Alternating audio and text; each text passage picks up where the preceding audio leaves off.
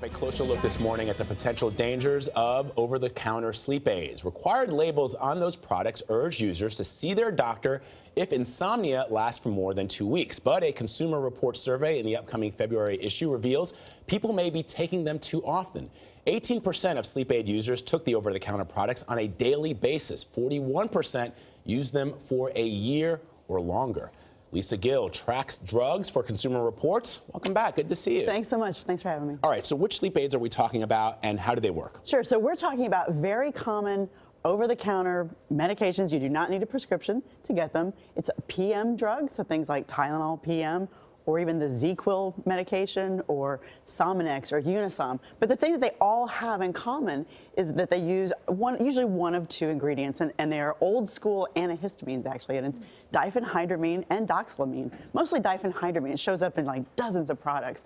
But this medication, as a side effect, causes drowsiness for most people, and so that's why you see it in really advertised as really a remedy for sleep problems. So theoretically, one night, let's say I can't really get to sleep when I reach for it. You found, in fact, though, taking a deeper dive into your own survey, people are reaching a whole lot more often. Right. So we did a new analysis. We were shocked to discover that they didn't do what you just said. They don't do it just one time here or there. They were doing it every day in some cases and for a year or longer, which far exceeds the 2-week limit that manufacturers suggest on the package. Are we talking? Is that physical addiction then? Right. So that was our question too. We're like, what exactly is going on? Why are so many people turning to them? And what it really is a psychological dependency. You can't really become physically addicted necessarily, but people became so reliant upon them that it's scary. We reached out to the FDA about your findings, and here's what they had to say.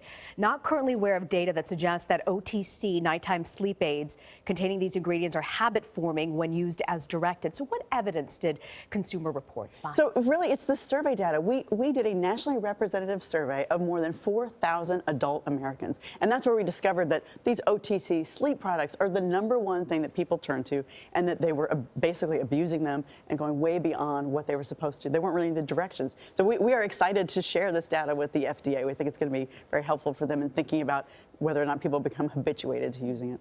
A trade group also that represents these over-the-counter meds also said this, and I quote, "Always read and follow the label, and only use up to 2 weeks." As you just mentioned, what are the side effects, though, again, if you get beyond that 2-week mark? Right. So what was so alarming to us is when people were using it for a year or longer, they put themselves at risk of a couple of things.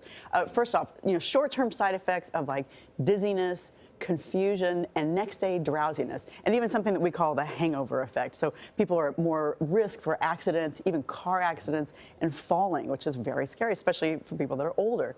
For people that take them longer term, though, there's some very good data that really shows an association with this class of medications, and they're called the anticholinergics, this diphenhydramine and doxylamine. There's a long-term association potentially with some severe memory problems. And so this is what you're trying to avoid. So really, if people have this sort of sleep problem, goes beyond 2 weeks, they really need to go see their doctor and have a more detailed discussion about what is causing this insomnia. It could be a symptom of another problem, like heart disease. It could be a side effect of a medication that they already take. And if it really is a persistent issue, cognitive behavioral therapy instead of Ambien. We were talking earlier about Ambien. Instead of turning to just medication, try a therapist. Great advice. Always find a doctor, Yeah. Thanks. Lisa Gill, thank you for joining us. Thank you.